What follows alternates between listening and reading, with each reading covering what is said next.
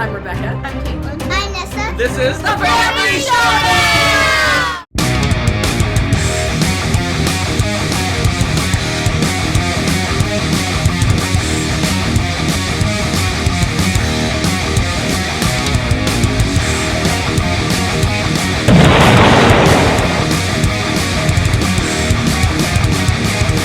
Hello everyone, and welcome back to my top 100 games of all time as of 2019. With me is my partner in crime,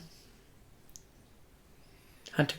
And today we're doing 80 through 71, and this is like Bizarro Land mirror image time, because just like my 90 through 81, I have 4 that went up, 3 that went down, and 3 new games. Exactly the same stats as last time. And no, they're not the same games. Are they better games? Obviously. So, without further ado, let us go to number 80, which is new on my list because of an oversight last year. Dope. That's what we say. This is the dope. Because I don't think we owned it. And that is why. We didn't own it, and I went through and only put in my top 100 that we owned and not played games, because I'd played it and loved it, and it would have been in my top 100, except that I didn't see until after the fact that I missed a few games, and this was one of them. And this is Paper Tales. I love this game.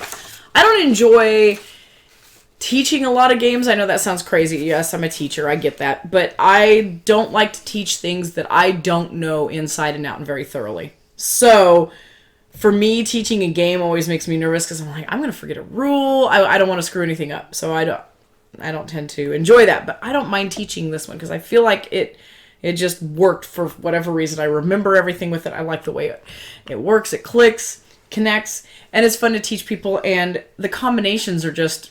You just seems like every time you play, you find more fun little combinations. So it's a card game, and all you're doing is you do like four rounds of it, and you draft cards, and you're drafting these cards, and then what you're doing with them is you're building up your engine to get victory points, basically. But you've got different types of people. There's people that are like warriors that can fight.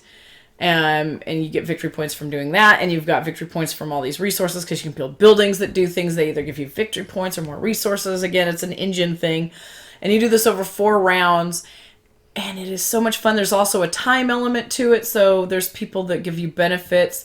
Your characters will die after a round unless they've got special abilities, so there's certain ones that combine off of another, and there's some that you can put age tokens on, but they don't die, so that gives them extra powers and things like that. Just a lot of fun, and the art's cool. It's not like overwhelming or anything, but the art is really cute. I really enjoy, A, the drafting is pretty interesting, and B, the engine building with this is a blast. And again, the more you play it, the more opportunities and combos that you see. The only thing that's kind of rough with this is that there is a gap. If someone's played this a lot and then you teach it to new people, you're probably going to destroy them that first game, just because you already know the combos and you see them more quickly. So that's the only thing that's a little bit rough with that. But I don't know, I tend to tell them, okay, now, just tell them up front there's a little bit of a gap with that because there's so much you're learning. There's a learning curve to it. And everybody seems to have fun. And the couple times I've taught it was one of those games where everybody turns around and is like, let's play it again. Because it goes pretty quickly. I think, what do they say? Yeah, they say 30 minutes. That's probably right. It's a quick game. And it feels like you're doing a lot in those 30 minutes. Those 4 rounds go fast, but there's all these, you're just going through so many processes and thinking and drafting and building. And it's just neat how everything just kind of like, it ramps up really quickly. You go from almost having nothing to having really long turns because you have things comboing off of each other. The expansion added more of the main buildings, more cards, of course. I'm trying to remember what else it added.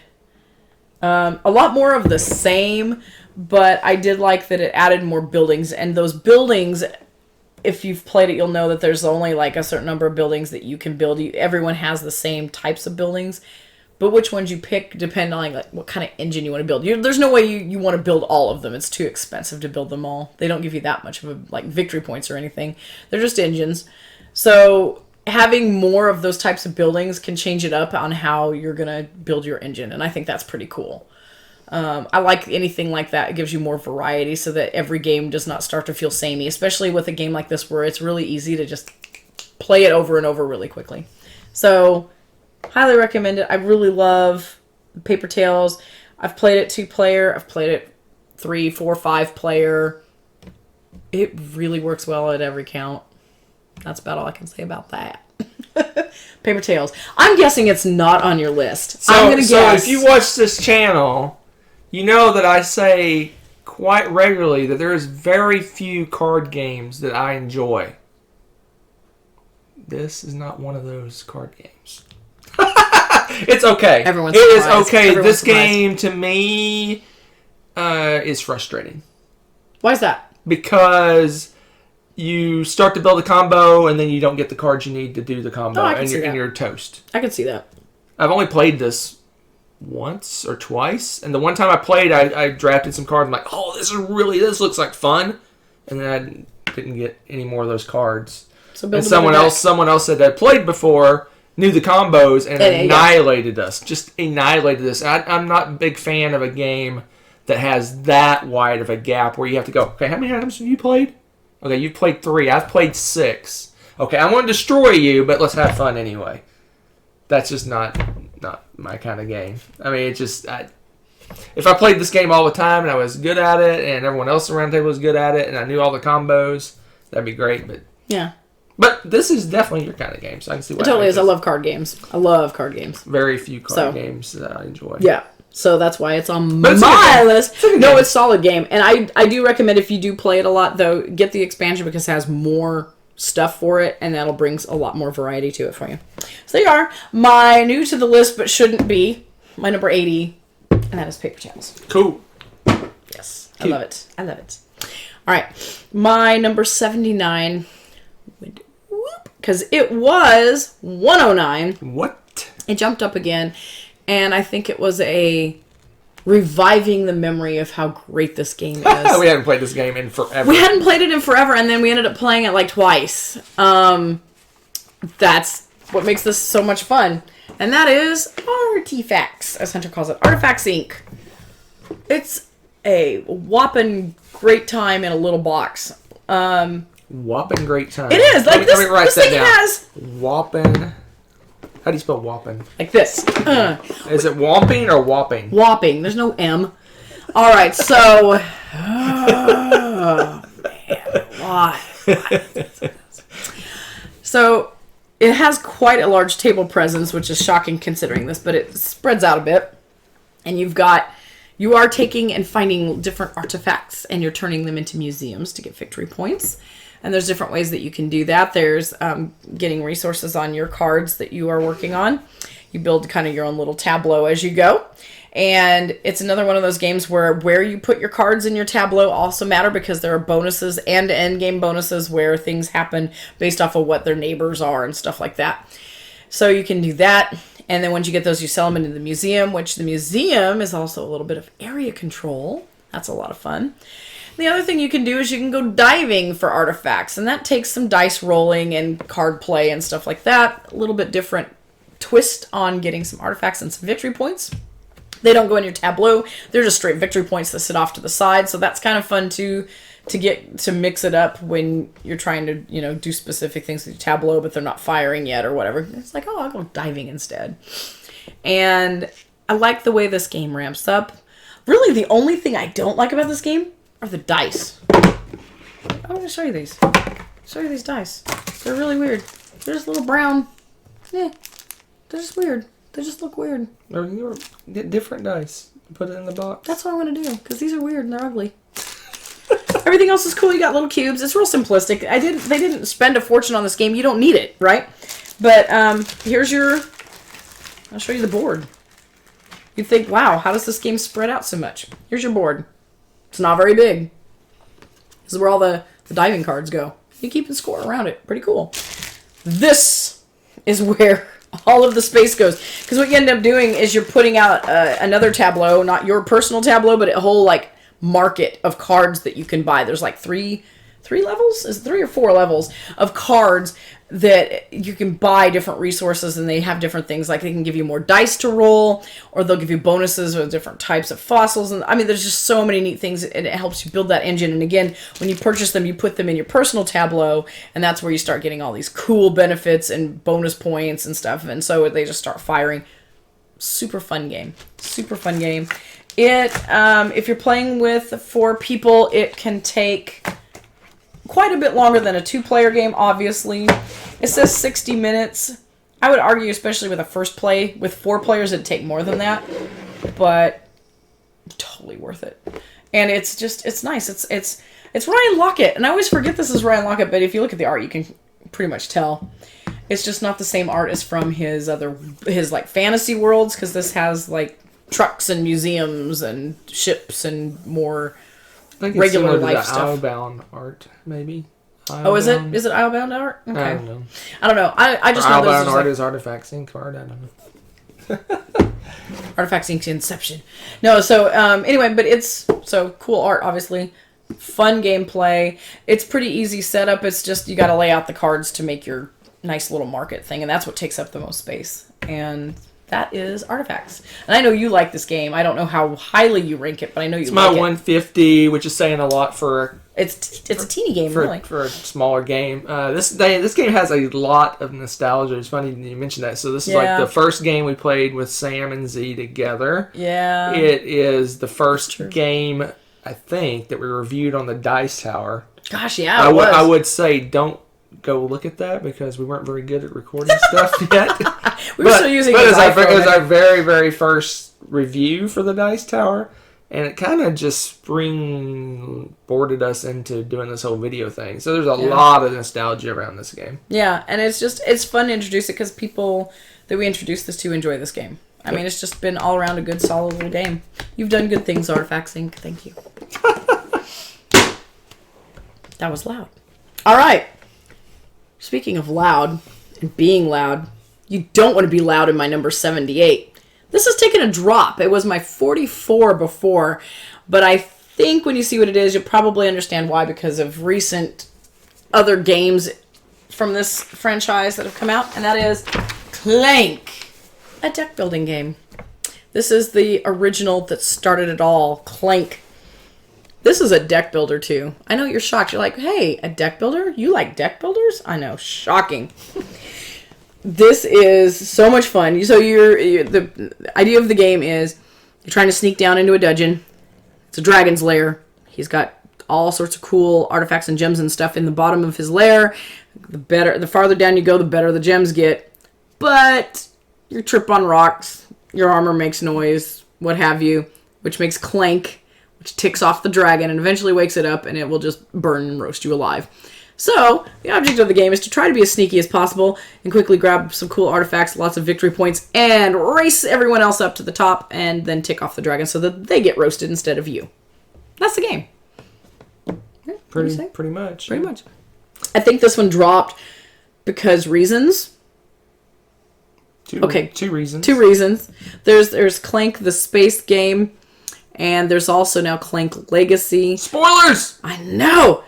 But we didn't play Clank Legacy before I started making my list. I will just say that. Just know that it will be appearing on my next top 100. It's amazing. But this is the game that started it all. It's a lot of fun, and you can't go wrong by getting this game. Now, is there an expansion? There's 3 expansions. Okay, but we just have the base game, right? Correct. Why mess with the good thing? I like the space one better. Yeah, so if we're going to do something, we'd probably tweak that one, but I really like this one.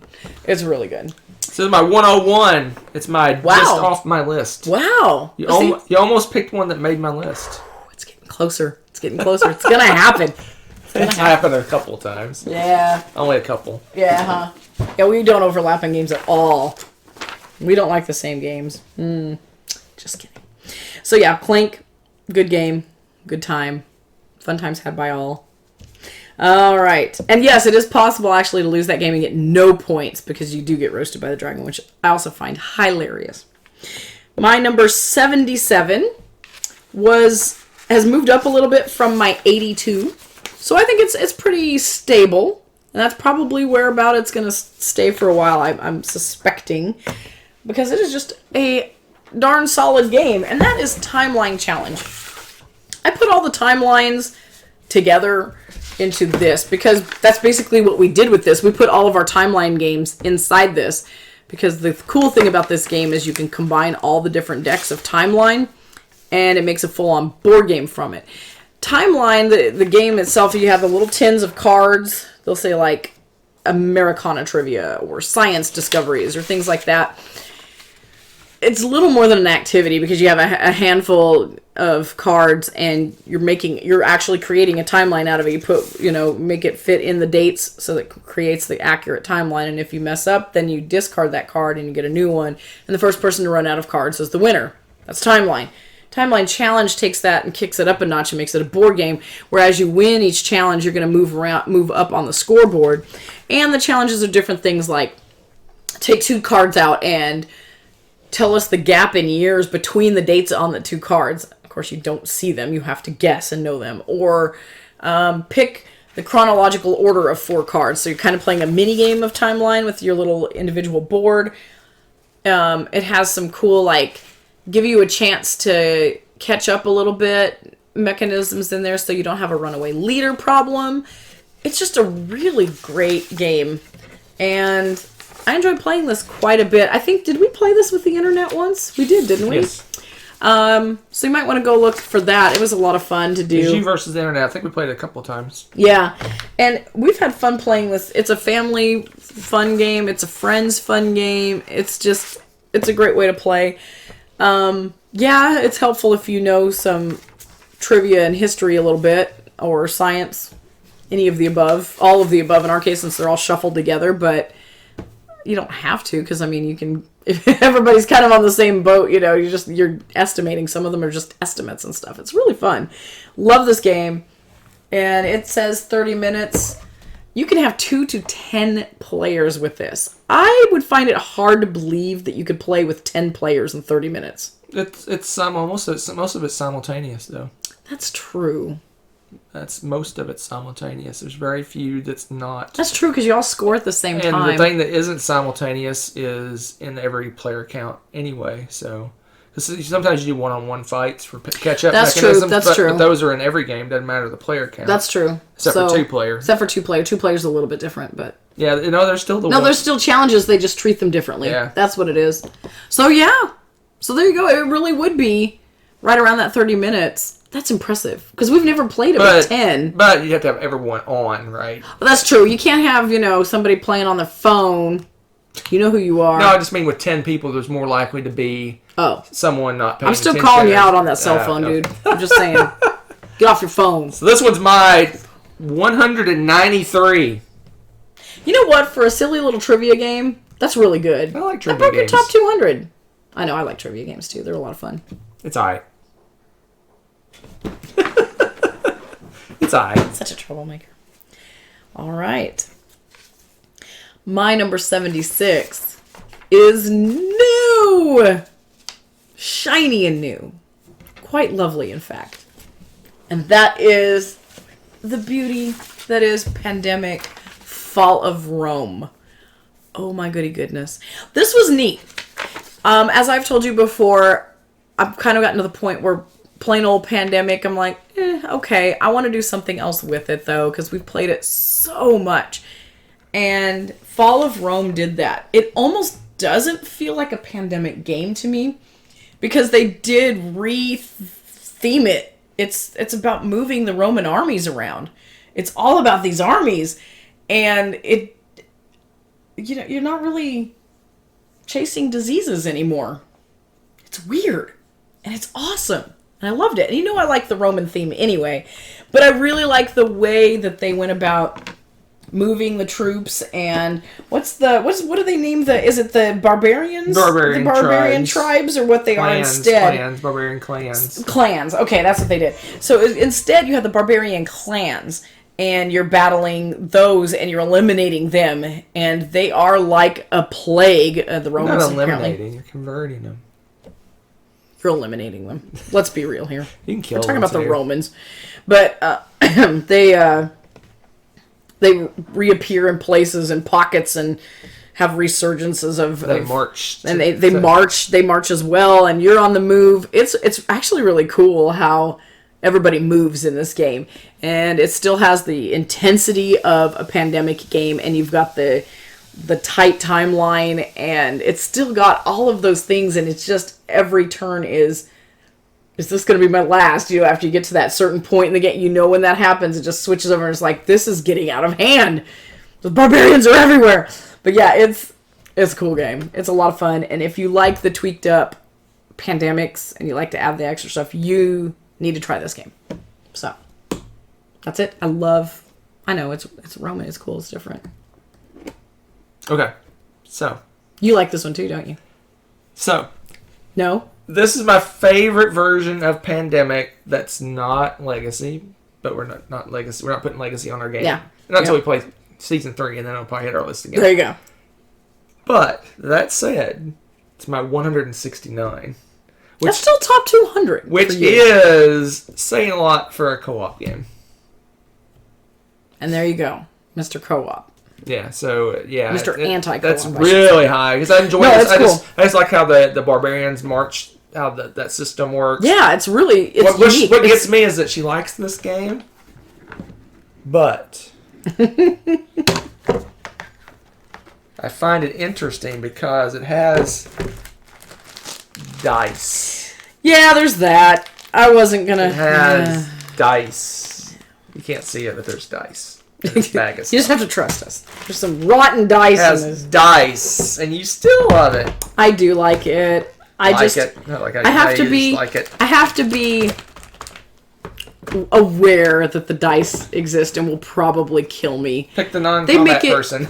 Yeah, and I tend to expect the worst and plan that way, and that helps me survive because of the dice. Because the dice really do hate me. So, all right. That is Pandemic: Fall of Rome.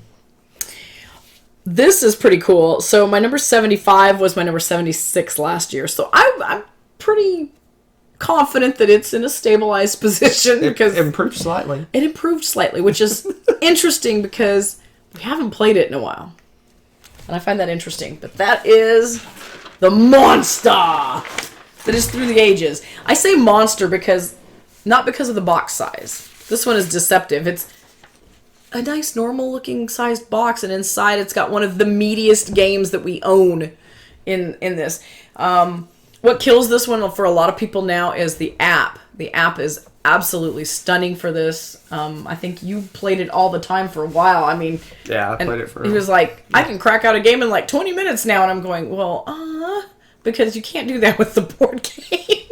And I like having a board game experience, but the setup for this is quite the bear. The teach for this is heavy duty, astronomical. Yeah, we have our heavy games. It's the here. second heaviest game we own. Of the ones that aren't at the top. Oh, okay. I'm pretty sure it's our second heaviest game we own. I think it is. There could be a Splotter, not Splotter. Could be a Lacerda game mixed in there somewhere, but yeah, it's in the top 2 or 3 heaviest games we own. It's really heavy. It's like playing Civilization on the computer back in the day, but you handle all the logistics of it. You are handling all the logistics. You don't have that advisor going, I'll do this for you, blah, blah, blah. No, you've got to keep the people happy and keep the population like at the same level so that the happiness, because once you get more people, then your happiness, you got to keep this weird balance. Your buildings and your resources, whoo, man, that alone is such a juggle because it's really hard, and you've got to snatch the few resource cards that come through as they cycle through. There's not a lot of them. So it's possible that people could get them before you, and you're stuck with this slow, clunky engine for resources while people are just, I'm going to build a spaceship. And you're like, I don't have that. It's really funny, but it's neat because as the time progresses, you're getting newer and newer technology and leaders, and they kept it with the time frame. So you're going to have like Aristotle and just biblical figures. Like, I think Moses is in here. And then you've got, as it gets closer and closer, you're going to have Nero and somebody else. And then next thing you know, you've got Teddy Roosevelt. And I mean, it's just really cool how they bring it through. All the cards are cycling through each turn. You say so they're going through the ages. What? Yes, it is. That's exactly what they're doing. They're going through the ages. But it's really a fascinating game, but oh my goodness, there's so much to juggle. You have to keep track of your military, and they have to advance a certain point or they become obsolete. They don't become obsolete. Well, they basically become obsolete because you would come in and destroy them. Right. I mean, you have to keep up on them. And there are a few, like there's leadership cards that after a while they become obsolete, and you do actually have to get rid of those cards. Right. So you have to keep some things up to date. Your government, you can change your government style, and that can change the happiness of your people, but it could also change the amount of resources you're doing or how many buildings you can build. There's so many different things, and everything is in this weird, like, web that's all interrelated. So you have to keep track of that because there's things that'll just cause waves ripple across your web, and the next thing you know, something's out of whack, and you've got to balance it back out. It's just amazing. It's a nice game. It's awesome. It's just top heavy for preparing for it and getting it started. But, oof, good game. So I think it's interesting that you don't play the app. So the game stayed basically the same. For you. Mm-hmm. I played the app like crazy a lot. I don't hardly ever play it anymore, but I probably played the app like 50, 60, 70 times. I believe it. And it tanked for me. It went from 11 to 11. Well, because it's played out to for you 65, now, right? right? Because it's played out. The just playing this and teaching this seems so daunting now. I think I could teach it fairly easily because I played the app so many times. Yeah. But just the whole, because when in the game, what I meant by logistics is like the way when you produce resources, you know that you got to put cubes in certain places, and when you take resources off, you take them a certain way. In the app, you go, I buy this card, and it just does everything for you, right? And then at the end of the round, all your stuff just happens for you. Where in this game, it's at the end of your turn, you got all this stuff you got to do to set yourself up for the next turn. It's true. And it's got wars and raids, and it's a bear to teach this game. It's just daunting. I want to get it to the table again, just so I can go, okay, this is played out, or oh wow, this is still really amazing. Yeah. But we haven't played this one. It's been, I want to say 3 years. It might be that long now. I want to play. So yeah, Through the Ages, a monster, awesome game. My number 75. Oh, I indirectly said it's my 65. I think I said that somewhere in there. Whoa, I broke his top 100, folks. Woo! There's a few games. Yeah, you did. You talked about how it dropped. So, okay. So my number 74 dropped quite a bit, and it was my 29 the year before. I think that might have been I think it might have been rated a little higher just because it was pretty new when I made that list, and I still had the razzle dazzle. Oh, this is an awesome game. You know, the total newness of it was shining, and I think it's slowly balancing out with all my other games now. And that is the awesomeness of Council of Four. This game is fun. So, and it's very colorful. I'll show you the pieces in a minute so you can see it.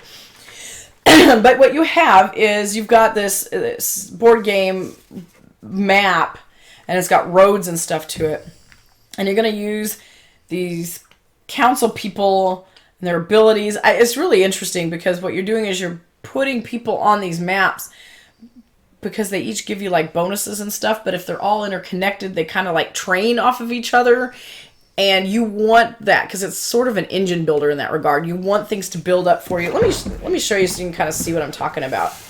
It's very interesting because it's got a lot of similar mechanisms to all these other games that we've played, but at the same time, it uses them in a unique way, and I think that's why I like it so much. So here, you can see really colorful little people. Very colorful. Very bright. There's actually 2 rows of people in this, and I think I'm just going to play it safe because I think I'm going to dump them. I want to show you the board. Just show one piece, I think, to show what you want. Oh, that's true. And so you can see that there's roads, and like these 2 are not interconnected, but these are. And there's also different ways to get end game bonuses and wins and stuff by, like, if you have all the oranges you can get a certain thing, or all in a certain zone, you get some, or the longest road. I think there's a longest road in this game. But there's different, you can see here, like there's blue and purple. But you notice how the landscape changes a little bit. And that's one of the zones that you can get, like, victory points in. And there's also this zone. But then again, you can go through and, like I said before, get all of the blues.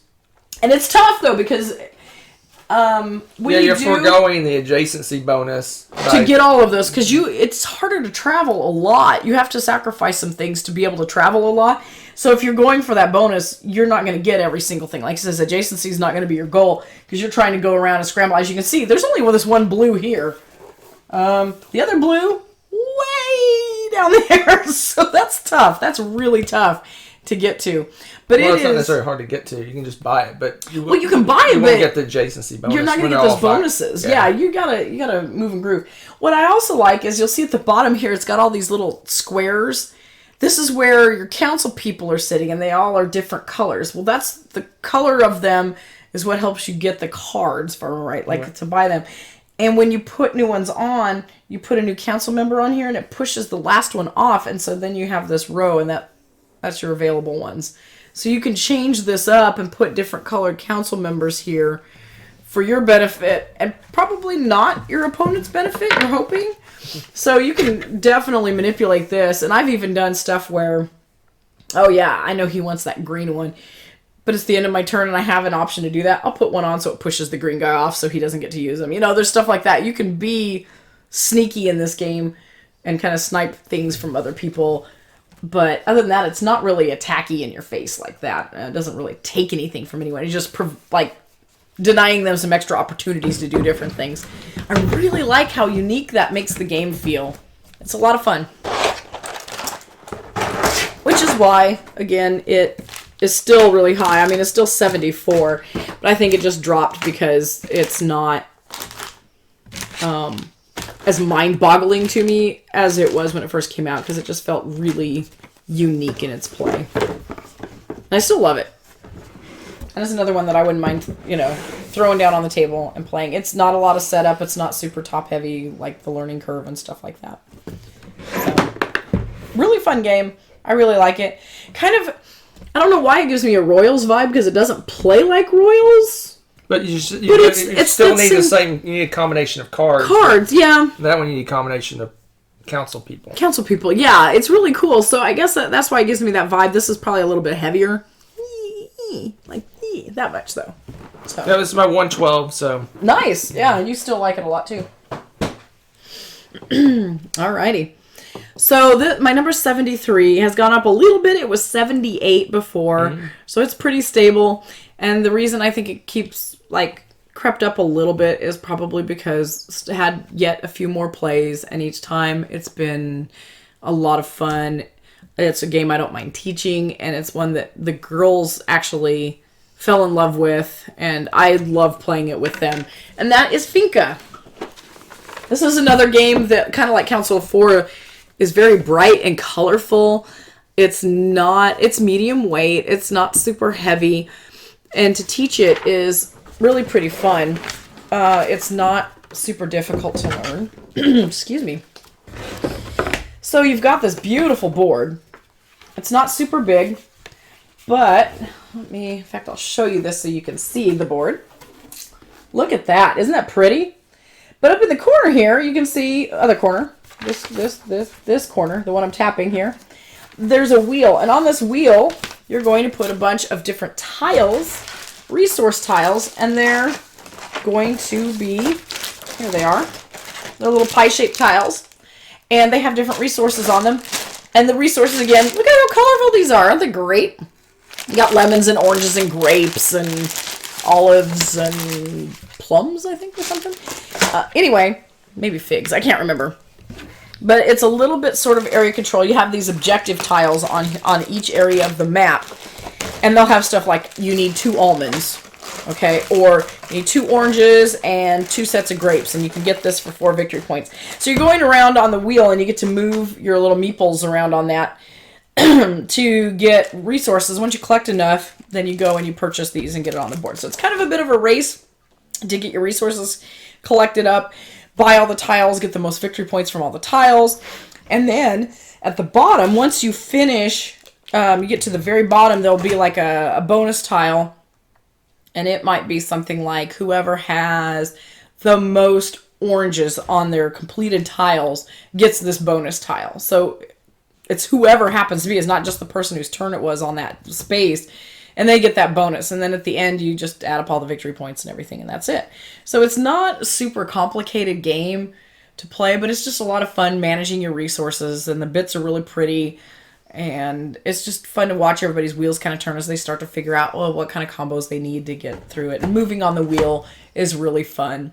Your movement is based off of how many resources are sitting on the piece of the windmill that you're on at the moment. So if you have 3 pieces sitting on there, you get to move 3. So that may determine how you want to do that, because 3 away might be oranges and you need to get grapes. So you're going to move your other piece. You have 2 meeples. Just fun stuff like that. It's just a really neat little game. And I know this is really high on your list because this is such a heavy game. So I've only played this game one time, and it is forgettable. How rude. How rude. I don't remember much about it. I remember there was something that I didn't like, but I have no idea what that was.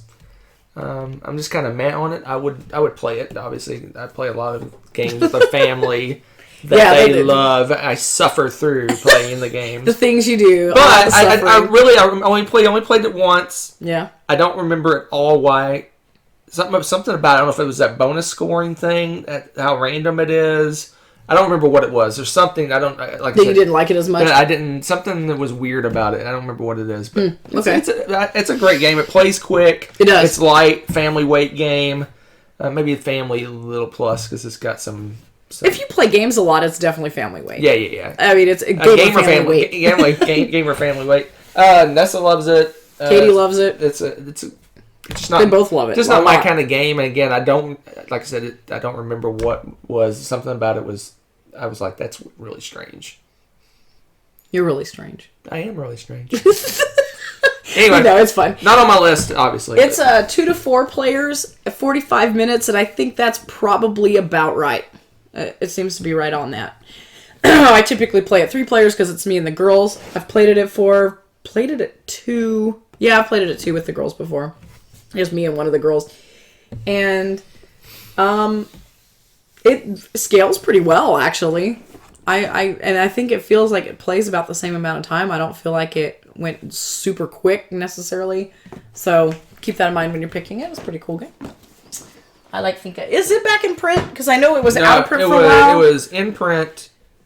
It got kickstarted, I want to say. And now it's basically out of print again. So find somebody that has Finca and play it. We got it secondhand. I got it secondhand. Yeah, you found it for us. Okay. My number 72 was my 65 last year. So I think it's pretty stable also, even though it did drop a little bit. And that is the abstract, beautiful game of Azul. This is that beautiful mosaic building tile placement game where you've got the little pieces that kind of look like starbursts. So don't eat them. Don't let anybody eat them. Don't let your pets eat them. But you're laying them out on a board and you have to cover. Let me show you. It's too pretty not to show you this game. Too pretty not to show you. So you have player mat like so. All right, you can see that. And you're going to put tiles in here and fill up your tiles a certain way that you go about doing that. Because you have a middle section here that you have, everybody can choose from these tiles. And then you're picking those. You're going to try to fill this in. You get bonuses for getting a row across and columns across, all of one color. There's different ways to get victory points for that. You score every single round until someone finally officially goes, I believe it's all the way across 1. And that's the end of the game. The tiles again. So you look at the cute little coasters that you can put the dice on. You put them in a circle to choose to choose the tiles. Seriously, tell me that these don't look You pick the hardest. I know those are hard ones to see. The white. Where's the white? The lighter one. The yellow. Yeah. Yeah, you see the yellow. You see the yellow. They look like starbursts. They're the right size and shape of a starburst. So there's that. Anyway, It is a beautiful game. It's fun to teach. It's fun to learn. It's fun to play. I really enjoy the abstractness of it. It's got a nice little theme to it, though. If you drop and break some of the tiles, then you lose victory points off of that. So each round when you score and you drop those tiles, you have to tick them back down. And that is Azul. Yeah, I see that this is a good game, but it's not my kind of game. I'm not really a fan You're of not the a huge abstract, kind of games. You don't play a lot of abstracts. But you can get the legacy version. You cannot get a legacy version. Hunter put a bunch of Starbursts in this box and made it legacy. I did it for what I do that for? I think he did it for a board game breakfast segment or something. Yeah, I think so. Yeah, he's like popping them in his mouth while he's reviewing the game. I'm like, that's scary. Yeah. So there you go, Azul. Good stuff. All right, my number 71, the last one today, is new to the list because it was new. We got it after I had built the other list, and that is, believe it or not, another Azul. This is crazy. So just like my other list, I had Century and a Century. This time I had an Azul and an Azul. What are the odds? What are the odds? It's kind of more of the same, but it's not. They changed up, and this is why I have them as two separate. Stained Glass of Sintra is not doing tiles. Now you're making stained glass. Clearly something else. And instead of looking like starbursts, now they look like throat lozenges. Clearly a different game. Okay, but jokes aside, it really is a slightly different game. You're trying to fill them up. Okay, you're trying to fill up your little board. But this time your board is mobile. Your board flips around and does weird things. And you have a centralized scoring board for everybody. So that changed up a little bit. And you have a little thing where you put your broken pieces of stained glass. You chuck them in here. Cool little trash can. That's what I call it anyway. Here's your player board. Yeah, check this out. Okay, it's not all of it. It's not all of it. Because what you do is you fill in all these little toothy gaps with these pieces. Check this out. So you put them in here like so. And once you complete them and you fill up a whole one, you flip it. And then you complete that one. And then once you complete that, it comes off. And you're that much closer to winning the game. So that's it. That's it in a nutshell. It's the same kind of basic mechanism. You've got your little coasters that you put around and you have your pieces. Show them the throat lozenges, babe. Do I have to? Yes, you do. That's why you are the assistant. See, they look like, they feel like throat lozenges. I'm serious. They're so weird. So don't let your pets eat these either. Don't let your children near them. But I like it. It plays slightly differently. Your techniques for how you're filling these out is going to be a little bit different than Azul, the original. And it's another pretty game. Slightly different. Very pretty game. And that's it. I've been thinking about this. Yes, they're very similar. I don't know. I don't know that there's another Azul that's out. And I think what I'll do is I'm going to play that. And if it's kind of along the same line, I might end up combining my Azuls if they're all three kind of similar, like Century. If they're not, I may keep them separate. We'll see. It's very similar. The jury's out. Third one, I've played the third one. It's similar, just drafting the tiles the same way. You're putting them on a different board in a different way. So I might end up in the future just having Azul together. Since I put both of these neck and neck, the third one may end up being just filling your list full of cheats. No, they're basically similar games. That's not cheats. So I like this one much better. Okay. Still not on my list. Again, he has this thing about abstracts. I don't know if I have any abstracts on my list anymore. I don't know. I don't think I do. That's funny because that's the kind of stuff that my family played too, and I don't think I have any card games and abstracts on my list anymore. So I still like them. I don't know. I'm not gonna go through my whole list, but I don't. Wow, why not? I don't recall because it's boring. I don't recall having any true abstract games on my list. Yeah, I don't think you do. Onitama maybe. Do you have Onitama? No. On my list.